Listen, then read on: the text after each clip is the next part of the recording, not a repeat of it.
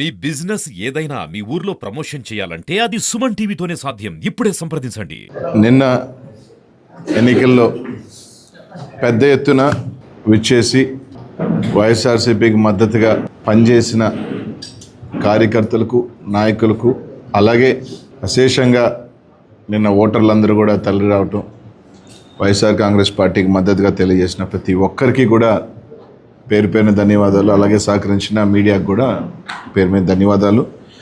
ఏదైతే నన్ను ఎంపీగా ప్రకటించిన తర్వాత గత 2 నెలలుగా మా శాసనసభ్యులు అందరూ కూడా 7 మంది శాసనసభ్యులు అభ్యర్థులు సహకారంతో మా నాయకులు, కార్యకర్తలు, కొత్త అయిన ప్రతి ఒక్కరూ కూడా దగ్గరుండి నన్ను ముందుకు నడిపించడం, అలాగే నిన్న పెద్ద ఎత్తున కూడా ఓటర్లందరూ కూడా తప్పకుండా వైఎస్ఆర్ కాంగ్రెస్ పార్టీని మా 7 మంది శాసనసభ్యుల్ని ఎంపీగా నాకు కూడా తప్పకుండా జగన్మోహన్ రెడ్డి గారిని మళ్ళీ ముఖ్యమంత్రిని చేసుకోవాలన్న తపన వాళ్ళ ఇది కూడా నిన్న కనిపించడం కూడా జరిగింది.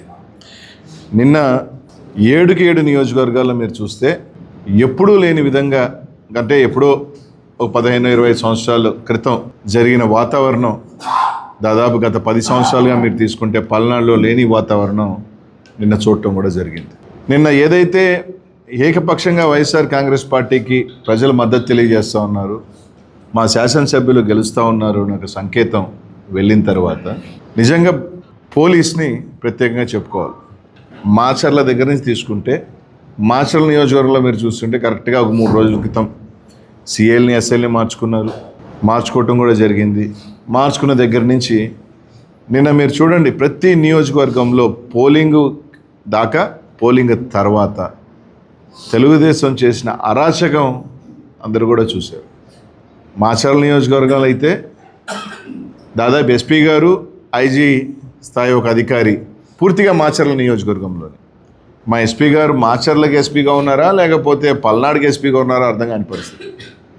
దాదాపు నిన్న 10 గంటల నుంచి పలానా ప్రాంతంలో సమస్య ఉందని ఫోన్ చేస్తామంటే ఎస్పీ గారు ఫోన్ ఎత్తరు. డిఎస్పీ గారు అయితే కంప్లీట్ పొద్దున్న 8 గంటల నుంచి ఫోన్లు ఎత్తే పనే లేదు.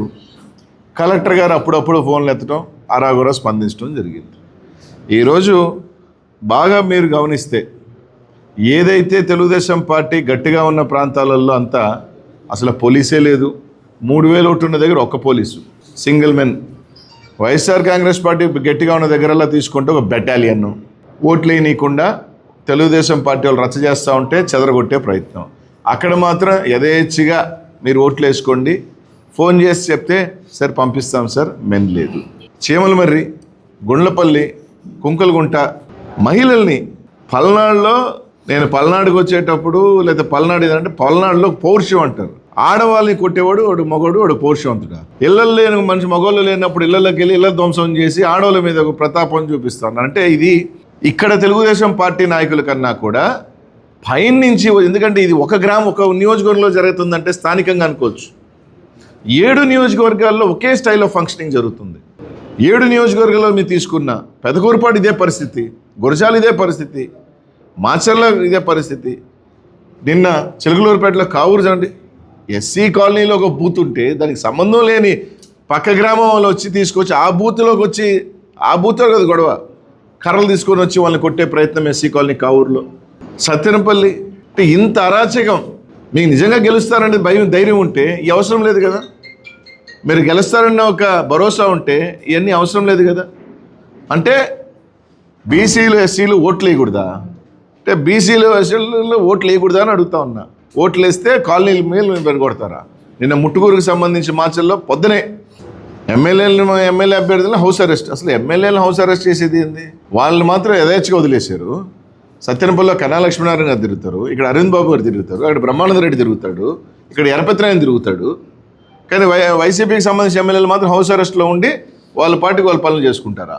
ఎస్పీ గారు పోలీసుకి ఫోన్ చేస్తే మా దగ్గర మెనలేము సార్, కొట్టుకుంటే ఊర్లో మాకు తెలియదు. ఇదే సమాధానం అండి ఒక పోలీస్ అఫీషియల్స్ చెప్పాల్సిన సమాధానం? నేను ఎస్పీ గారు చెప్తున్నారు, చర్య తీసుకుంటాం సార్. ఏంది తలకాయ వాళ్ళు కొట్టి, ఆడవాళ్ళు తలకాయ వాళ్ళు కొట్టి, ఆడవాళ్ళు చీరలు లాగి జాకెట్లు చించి పంపిస్తుంటే తర్వాత చర్యలు తీసుకుంటాడా? ఇది ఎస్పీ గారు సమాధానం రాత్రి మాకు. సార్ నేను దారుణం, పెదకూరుపాడు ఎమ్మెల్యే గారు ఫోన్ చేసి 3 గంటల నుంచి ఫోన్ చేస్తున్నాము, ఇక్కడ ఏజెంట్లు పాపం బయటికి రావాలండి, కొట్టేదానికి సిద్ధంగా ఉన్నారు, ఎస్పీకి, సిఐలకి, డిఎస్ఎల్ ఫోన్ చేసి ఎత్తట్లేదంటే కలెక్టర్కి ఫోన్ చేసి సార్ ఇది పరిస్థితి అంటే మళ్ళీ కరెక్ట్గా 20 నిమిషాల తర్వాత మళ్ళీ నాకు ఫోన్ చేసి అవసరం లేదన్లు వారికి తలకాయ వాళ్ళు కొట్టారు, 2 కాలు చెల్లెలు కొట్టారు. నిజంగా ఉంటే రండి, ఉన్నాం కదా, మా వాళ్ళు ఉన్నాం కదా, రండి, 500 మంది వస్తారు, 1000 మంది వస్తారు, మమ్మల్ని కొట్టండి, లేకపోతే మేము మిమ్మల్ని కొడతాము, అయిపోతుంది. వాళ్ళు ఊర్లలో పాపం వాళ్ళు ఎస్సీ బీసీలు వాళ్ళు ఓట్లు వేస్తే వాళ్ళ మీద పడి ఆడోళ్ళు మగోళ్ళని చూడకుండా ఇల్లులు బాగా కొట్టి ధ్వంసం చేసే కార్యక్రమం. ఎవరు బాధితులు, ఎవరి మీద ఎవరు దాడులు చేశారు? ముఖ్యంగా బాధితులు బీసీలు, పాపం ఎస్సీలే కదా ఎక్కువ శాతం. ఓట్లేస్తున్నాను వాళ్ళ మీద పోయి కాలనీల మీద పోయి కొట్టింది ఎవరు? ఏ సామాజిక వర్గం, ఏ పార్టీకి సంబంధించిన ఏ సామాజిక వర్గం అత్యధికంగా అనుసంధానంగా ఉన్న సామాజిక వర్గం కాదా అని అడుగుతా ఉన్నా. ఊర్ల మీద పెడి కొట్టడం. ఎలక్షన్ అయిపోయిన తర్వాత ఈ రోజున కూడా సత్యనపల్లి ఇంకా మాదాలు ఇదే పరిస్థితి. పొద్దున్న నుంచి బైకులు తగలబెడుతున్నారు, వాళ్ళు ఊర్లో వెళ్ళిపోయి ఉన్నారు. అంటే ఓట్లు ఎవరు వేయకూడదా? మీరు ఓట్లు వేసుకుంటారా?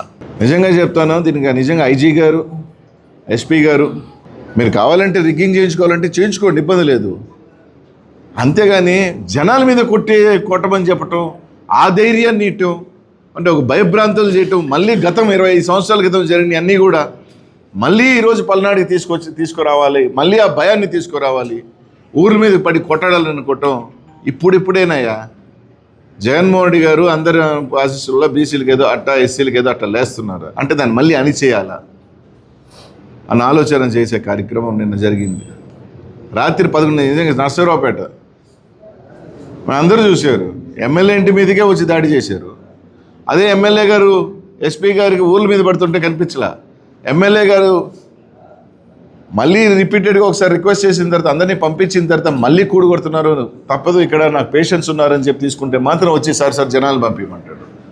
అక్కడ దాడులు జరుగుతూ ఉన్నారు. మీరు అన్నీ ఇక్కడ పిడుగురాల్లో కానీ ఇక్కడ కానీ హాస్పిటల్ చూశారంటే తలకాయ పాలు కొట్టిన వాళ్ళందరూ ఎవరు కనుక్కోండి, పాలు కొట్టించుకున్న వాళ్ళందరూ పాపం, తలకాయలు కాళ్ళు కొట్టించుకున్న వాళ్ళంతా ఎవరు? వైసీపీకి సంబంధించిన వాళ్ళు కదా పాపం. అందరూ ఎవరు? అందరూ బీసీలో, ఎస్సీలో, మైనార్టీలో. నిన్న గుండ్లపల్లిలో బూత్కి వెళ్ళి 4 తలకాయ పాలు కొట్టారు. ఎవరు? ఎమ్మెల్యే అభ్యర్థి వచ్చి పోయిన తర్వాత. ఊర్లూరిని కొడతా ఉన్నారు గురజాల్లో. ఇంకా మార్చాలంటే తీసేయండి, ఒక స్పెషల్ సిస్టమే దిగేసింది. ఒక ఐజీ, ఒక ఎస్పీ, ట్రైనీ డిఎస్పీలు, పోలీస్ బెటాలియన్ అంతా కొరవ నియోజకవర్గాలలో కన్నా మొత్తం మాచల్లో దింపారు. ఇంకేదన్నా ఉంటే వైసీపీకి సంబంధించిన ఊర్లు ఉంటే అక్కడ దింపారు. అదే తెలుగుదేశం పార్టీకి సంబంధించిన ఊర్లన్నీ విచ్చలవిడిగా ఒక మనిషిని పెట్టి ఒక పోలీసు. ఆ పోలీసు కూడా పాపం ఏదైనా 30 సంవత్సరాలు కాదు పాపం, ఒక 60 సంవత్సరాలు, 55 సంవత్సరాల వాళ్ళను, రిటైర్మెంట్ దగ్గర ఉన్న వాళ్ళని పెడతారు. పాపం ఆయన ఏం చేస్తాడు? నర్సరావుపేటలో ఏడికేడి గెలుస్తున్నాం, ఎంపీ గెలుస్తున్నాం. జగన్మోహన్ రెడ్డి ఆశీస్సులతో ఆయన ఓట్లేని ప్రజలందరూ కూడా వచ్చారు. తప్పకుండా వైఎస్ఆర్ కాంగ్రెస్ పార్టీ అధికారంలోకి వస్తుంది. తెలుగుదేశం పార్టీ ఒకవేళ అధికారంలోకి వస్తే ఏ విధంగా ఉండబోతుందో అనేది కానీ ఒక సంకేతాల్లాగా ఇచ్చారు. అది వచ్చేది లేదు, పెట్టేది లేదు. తిరిగి వైఎస్ఆర్ కాంగ్రెస్ పార్టీ జగన్మోహన్ ముఖ్యమంత్రి అవుతున్నారు. మేము అధికారంలోకి రావట్లేదు అన్న అక్కస్సు. అదే నిన్న 100 ఊర్లున్న మాచర్లో తీసుకుంటే 2 గ్రామాలలో పూర్తిగా డిఎస్పీ, పొద్దునే సాయంకాలం దాకా 2 డిఎస్పీలు వేశారు 2 గ్రామాల్లో. అదే ఒక మండలానికి సంబంధించి కనీసం ఒక ఎస్ఐ స్థాయి అధికారి కూడా తిరిగే పరిస్థితులు లేవు. ఎక్కడైనా ఒక మండలానికి డిఎస్పీని పెట్టి పర్యవేక్షణ చేస్తారు. కానీ ఒక 2 గ్రామాలు, సరే ఆ గ్రామాలు దూరమా 2 కిలోమీటర్ల దూరంలో ఉన్న 2 గ్రామాలలో గొడవలు కూడా లేవు. ఆ గ్రామాలలో అక్కడ మాత్రం కంప్లీట్గా 2 డిఎస్పీలు పెట్టారు. మండలాలకు సంబంధించి మీరు తీసుకుంటే కనీసం ఒక మనిషి లేరు. ఎమ్మెల్యే కొడుకు మీద దెబ్బలు తగిలినాయి, ఎమ్మెల్యే గారికి గాయాలయ్యాయి. అక్కడికి వెళ్ళి పోలీసుకి ఫోన్ చేసే స్పందన లేదు.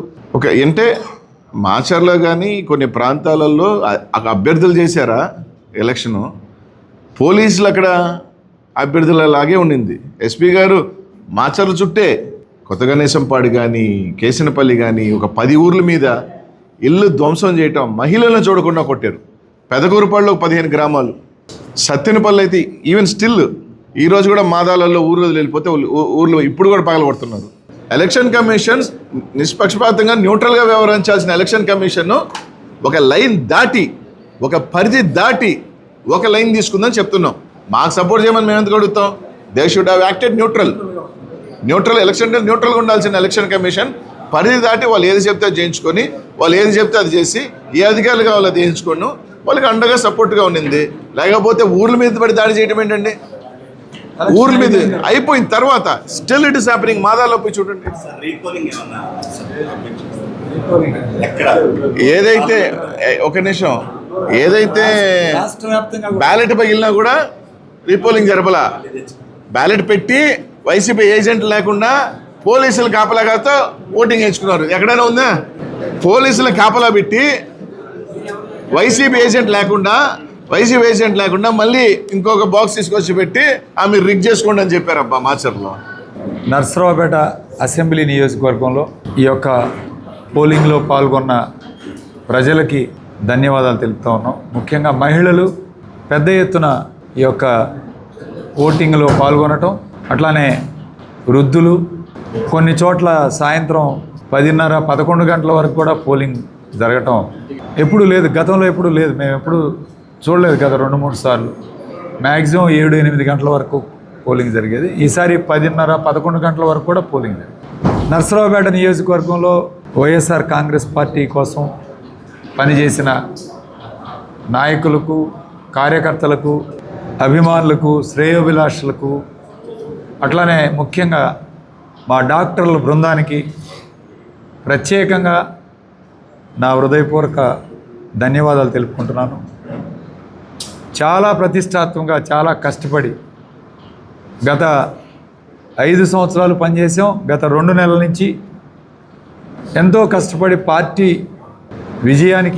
విజయంగా భావించవచ్చు. నర్సరావుపేట అసెంబ్లీలో పార్టీ కోసం పనిచేసిన ప్రతి ఒక్కరికి కూడా పేరున నా హృదయపూర్వక ధన్యవాదాలు తెలుపు. నర్సరావుపేటలో కొన్ని హింసాత్మక సంఘటనలు జరిగాయి. ముఖ్యంగా పోలీసు వారు గారు, రెవెన్యూ అధికారులు వన్ సైడ్గా తెలుగుదేశం పార్టీకి కొమ్ము కాశారనే దాంట్లో ఎటువంటి అనుమానం లేదు. ముఖ్యంగా పోలీసు వర్గాలు మాకు వ్యతిరేకంగా, వైఎస్ఆర్ కాంగ్రెస్ పార్టీకి వ్యతిరేకంగా పనిచేయటం, పల్నాడు ప్రాంతంలో అంతా కూడా వ్యతిరేకంగా పనిచేయటం, వన్ సైడ్గా పనిచేయటం చాలా బాధాకరమైన అంశం. దీన్ని మేము తీవ్రంగా ఖండిస్తున్నాం. మమ్మల్ని ఏమో కాన్వాయ్గా మీరు 6 కార్లు వేసుకు 6 కార్లకు కూడా పర్మిషన్లు ఉన్నాయి. 2 గంటలకు హౌస్ అరెస్ట్ చేయాలంటే హౌస్ అరెస్ట్ కింద నేను లోపలికి వెళ్ళింది నేను.